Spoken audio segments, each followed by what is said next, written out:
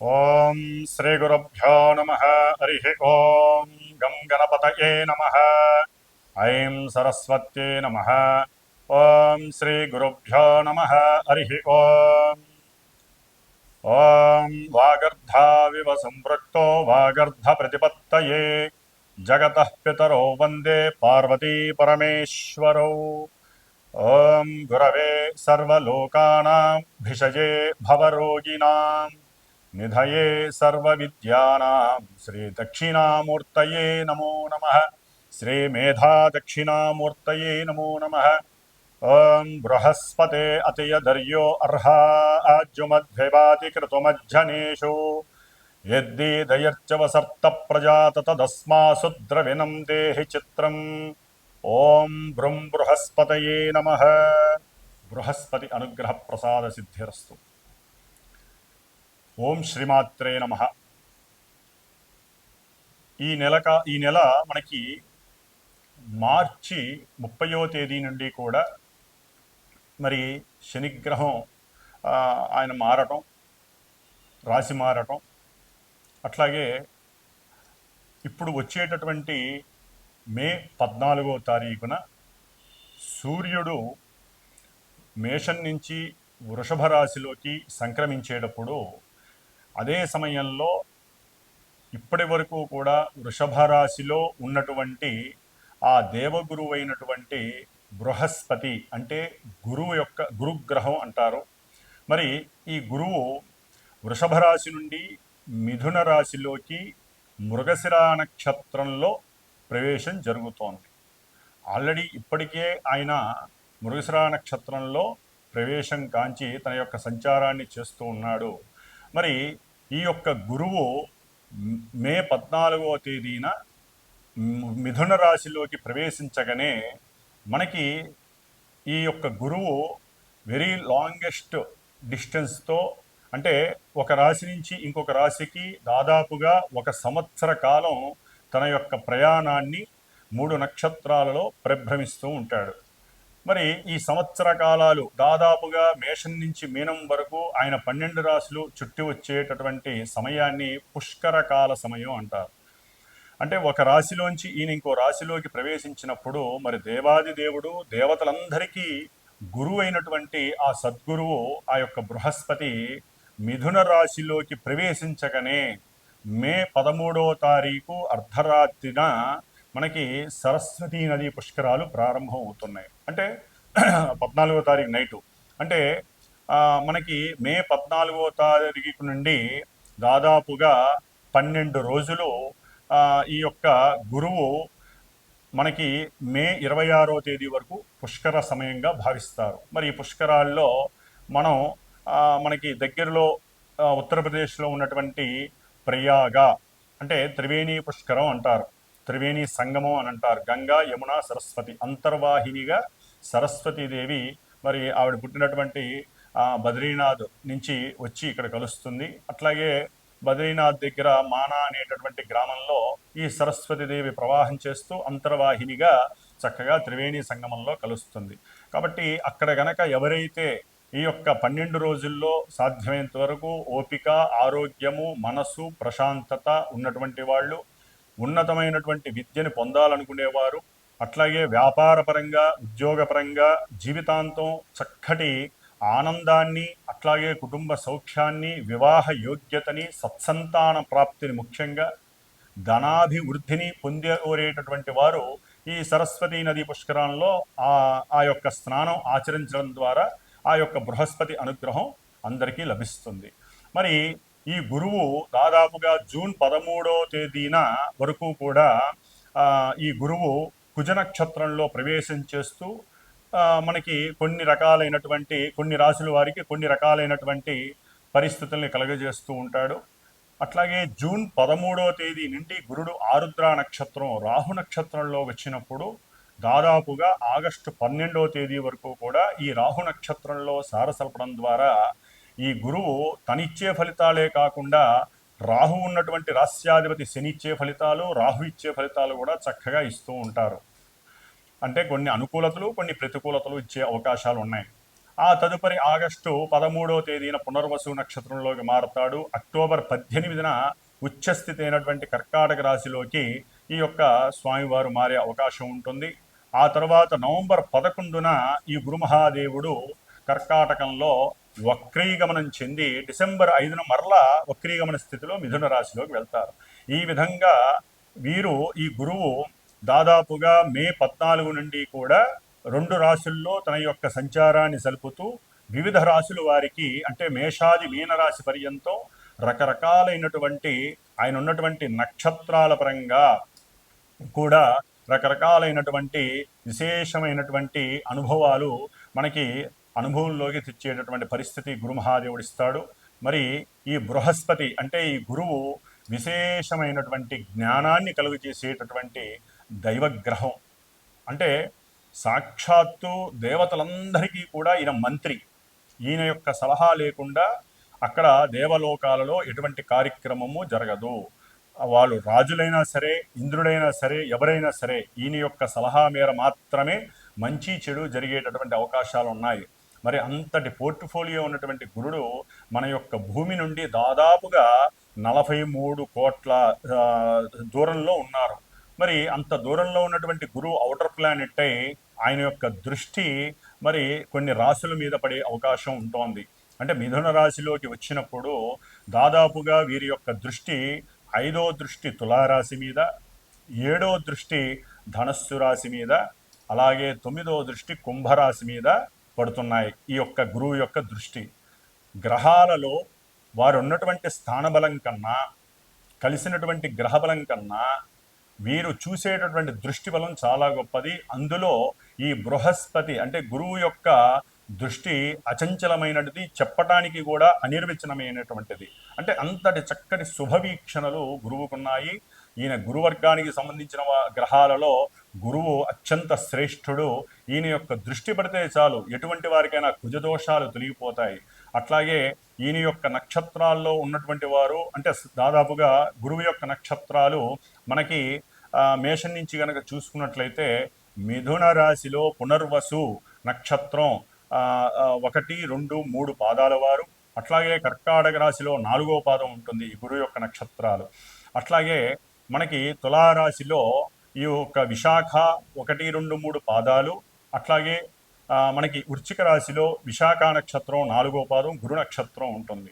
అట్లాగే కుంభరాశిలో పూర్వభద్ర 1, 2, 3 పాదాల వారు, అట్లాగే మనకి మీనరాశిలో పూర్వభద్ర నక్షత్రం 4వ పాదం. ఈ యొక్క 3 నక్షత్రాలు కూడా మనకి ఈ యొక్క రాశుల్లో సంచారం చేస్తూ ఉంటాయి కాబట్టి, అట్లాగే గురువు యొక్క రాశులు 12 రాశుల్లో ధనస్సు రాశి మీనరాశికి ఆధిపత్యం వహించినటువంటి గురుడు మరి ఉన్నతమైనటువంటి దివ్య జ్ఞానాన్ని దేవతల యందు, అట్లాగే దైవం యందు, సదాచారాలు సాంప్రదాయాల యందు చాలా ప్రతిష్ఠిని కీర్తి ప్రతిష్టలను ఇచ్చేటటువంటి వాడు.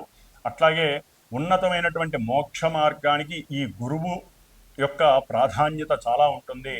కాబట్టి మన యొక్క ప్రపంచంలో దేశంలో ఉన్నటువంటి ఎన్నో మఠాలు, ఆశ్రమాలు, దేవాలయాలు, మత సంస్థలు, అట్లాగే న్యాయస్థానాలు, ఉన్నతమైనటువంటి సముద్రాలు, అట్లాగే ఎన్నో కేంద్రీయ విశ్వవిద్యాలయాలు, ఉన్నతమైనటువంటి ప్రొఫెసర్లు, న్యాయస్థానాలు, జడ్జీలు, మరి న్యాయవాదులు అంటే న్యాయానికి సంబంధించి, అట్లాగే పెద్ద పెద్ద పోర్ట్ఫోలియోస్లో ఉన్నటువంటి ఆర్థిక శాఖ మంత్రులు కావచ్చు, ఫైనాన్స్కి సంబంధించిన మేనేజింగ్ డైరెక్టర్స్ కావచ్చు, విదేశాలతో లావాదేవీలు జరిపేటటువంటి ఉన్నతమైనటువంటి వ్యాపార సంస్థలు కావచ్చు, లాజిస్టిక్స్ కావచ్చు, నీటికి సంబంధించినటువంటి వ్యవహారాలు కావచ్చు.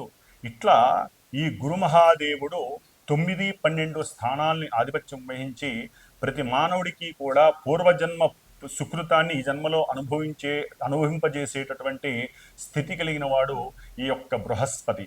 కాబట్టి ఈ యొక్క బృహస్పతి మరి రాశి మారటం ద్వారా కలిగేటటువంటి మేషాది మీనరాశి వారికి ఏ విధమైనటువంటి ఫలితాలు మనకి వాడుకలోకి అనుభవంలోకి వస్తాయో మరి ఇప్పుడు తెలుసుకుందాం. ఓం బృం బృహస్పతయే నమః. ఈ బృహస్పతి మారడం ద్వారా ప్రతి రాశి వారికి శుభప్రదమైనటువంటి పరిస్థితులు కలుగుతూనే ఉంటాయి. కాకపోతే వారి యొక్క జన్మజాతకాలలో ఉన్నటువంటి లగ్నాలను బట్టి, నడిచేటటువంటి దశాంతర దశలను బట్టి ఈ యొక్క గురువు సరైనటువంటి కేంద్ర కోణాధిపత్యం బట్టిన, అట్లాగే ఉచ్చ స్థితుల్లో ఉన్న చాలా వరకు శుభాలను ఇస్తాడు. అదే కనుక వారి యొక్క లగ్నాలను బట్టి ఈ యొక్క బృహస్పతి వివిధ రకాలుగా కొంత పాపాధిపత్యం పట్టినటువంటి రాశులు, పాపస్థానాలు, నీచ స్థానాల్లో ఉండి శత్రుక్షేత్రాల్లో ఉన్నట్లయితే కనుక ఈ బృహస్పతి మరి ఇచ్చేటటువంటి ఫలితాలు, పరిణామాలు చాలా ఘోరంగా కూడా ఉంటాయి. అటువంటి వాళ్ళు గురువుకు సంబంధించినటువంటి జపాలు, స్తోత్రాలు, దానాదులు, ప్రదక్షిణాలు, ముఖ్యంగా గురువు అశ్వత్థ వృక్షము అంటే రావి చెట్టుకి ప్రతీక కాబట్టి మరి రావి సముద్రులతో ఈ గురువుకి గురు పాశుపత హోమమని, విద్యార్థులైతే మేధా దక్షిణామూర్తి పాశుపత హోమమని, వ్యాపారస్తులైతే కనుక ధన పాశుపత హోమమని, ఇలాంటివన్నీ కూడా మరి ఎంతోమంది చేయించుకునేటటువంటి అవకాశాలు తీసుకునే ఆ సందర్భం ఇప్పుడు రాబోతోన్నది. ఇదంతా కూడా పూర్వజన్మ పుణ్య సుకృతంగా భావించాలి. ఎందుకంటే సదాచారాలు, ఆచారాలతో పాటుగా ఈ గురువు ద్వారా మనకి యజ్ఞాదులు, హోమాదులు, ఇలాంటి శుభకార్యాలు చేసేటటువంటి మహద్భాగ్యం కలుగుతోంది.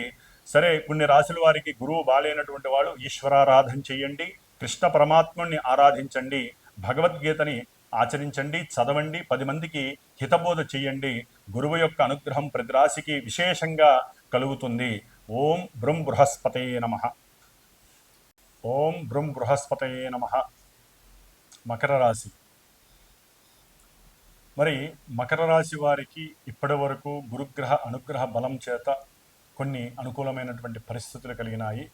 మరి మిథున రాశిలోకి మే 14 తర్వాత ఈ బృహస్పతి 6వ స్థానంలోకి రావటం చేత కలిగేటటువంటి ఇబ్బందులు ఏమిటో తెలుసుకుందాం. మరి మకర రాశిలో ఉన్నటువంటి నక్షత్ర సముదాయం ఉత్తరాషాఢ నక్షత్రం 2, 3, 4 పాదాలు, శ్రవణ నక్షత్రం 1, 2, 3, 4 పాదాలు, ధనిష్ఠ నక్షత్రం 1, 2 పాదాలు. ఈ నక్షత్ర జాతకులు బో, జా, జీ, జూ, జే, జోఖా, గా, గి ఈ యొక్క అక్షర సముదాయం కలిగినటువంటి నామధేయం కలిగినటువంటి వారు మకర రాశి కిందకి వస్తారు. మరి ఈ మకర రాశి వారికి 3, 12 స్థానాధిపతి అయినటువంటి పాపి అయినటువంటి గురువు మే 14 తర్వాత పాపస్థానమైనటువంటి 6వ స్థానంలోకి రావటం చేత ముఖ్యంగా బంధుమిత్రాదులతో వైరాలు ఉంటాయి.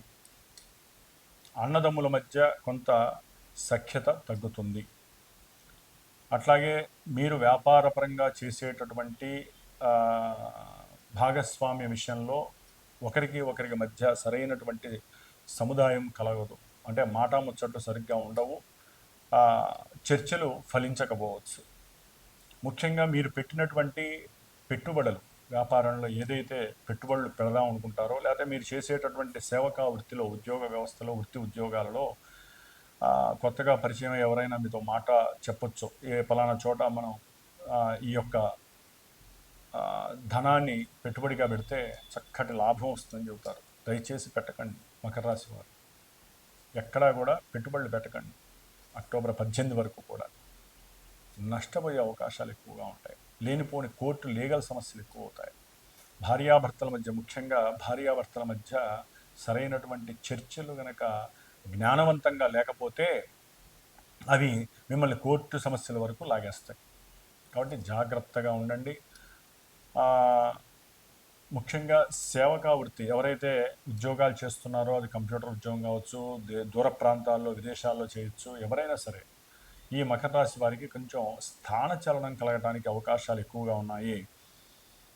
మరి ఈ యొక్క 6వ స్థానంలో ఉన్నటువంటి ఈ యొక్క గురు సంచారం వలన బంధు విరోధము, బంధువులతో గొడవలు తప్పనిసరిగా కనిపిస్తున్నాయి.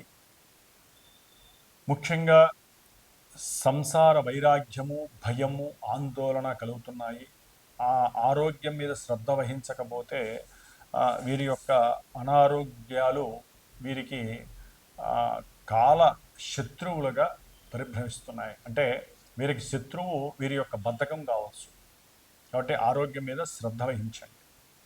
ముఖ్యంగా విదేశీ ప్రయాణాలకు సంబంధించి, లేదా ఉద్యోగాలకు సంబంధించి ఏదైనా వ్రాత పరీక్షలు, పోటీ పరీక్షలు ఉన్నట్లయితే సరైనటువంటి చురుకుగా, చైతన్యంగా, బుద్ధిని ప్రేరేపితం చేసి మీకున్నటువంటి జ్ఞానాన్ని వికీపీడియాల ద్వారా కానీ లేకపోతే ఇంకా పుస్తకాలను పఠించడం ద్వారా కానీ లేకపోతే ప్రయాణాల్లో ఇంకెవరైనా మీకు కొత్తగా పరిచయం వారి ద్వారా కానీ కొన్ని విషయాలు తెలిసి చక్కగా వాటి యందు రాణిస్తారు, చక్కగా రాస్తారు. వాటిల్లో మంచి ఫలితం కనిపిస్తుంది. అక్టోబర్ 18 తర్వాత ఈ యొక్క గురుగ్రహ జాతకులు ముఖ్యంగా ఈ మకర రాశి వారికి గురువు అనుకూలమైనటువంటి స్థానం కలగడం ద్వారా ఎప్పటి నుంచో అమ్ముదాం అనుకుంటూ ఉంటారు. స్థలాలు కానీ లేకపోతే ఏదైనా వస్తువులు కానీ అమ్ముదాం అనుకుంటే, బంగారపు వస్తువులైనా సరే తాకట్టు పెట్టి ఉంటే కనుక అవన్నీ విడిచిపెట్టడం, భార్యకి ఆనందకరంగా సౌకర్యవంతంగా వాటిని అందచేయటం, వాటి ద్వారా కుటుంబంలో భార్యాభర్తల మధ్య చక్కటి సౌకర్యవంతమైనటువంటి అనుకూలత కలుగుతున్నాయి గురువు సప్తమంలోకి రావడం ద్వారా. కాబట్టి అక్టోబర్ 18 వరకు వెయిట్ చేయాల్సిందే మకర రాశి వారు. కాస్త అనుకూలత తగ్గుతుంది. సంతానపరంగా కూడా కొంత అనుకూలత తగ్గే అవకాశం కనిపిస్తుంది. మరి గురువు 6లో ఉండి దశమం పైన తన యొక్క 5వ దృష్టి పడడం చేత సంతానపరంగా వీరికి ఏదైనా వృత్తి ఉద్యోగాలలో గుర్తింపు రాణింపు కలిగే అవకాశం ఉంటుంది.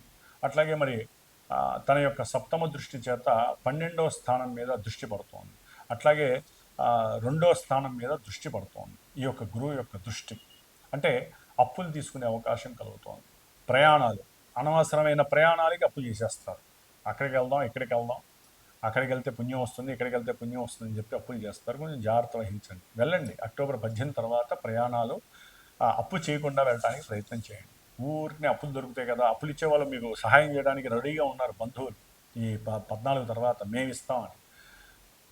అఖండమైనటువంటి వృద్ధి కదా. మరి ఈయన జ్ఞానాన్ని వృద్ధి చేసేటప్పుడు మరి ఆయన ఉన్న స్థానం కూడా వృద్ధి చేస్తాడు. చక్కటి దాన్ని ఏమంటారు, ప్రయాణాల పరంగా లేదా కొత్త ప్రదేశాలు చూడాలని కోరికలు ఉంటాయి. ఆ కోరికలతో బంధువుల దగ్గర కానీ కొత్తగా ఎవరైనా పరిచయం అయితే వాళ్ళ దగ్గర అప్పు చేసేస్తారు.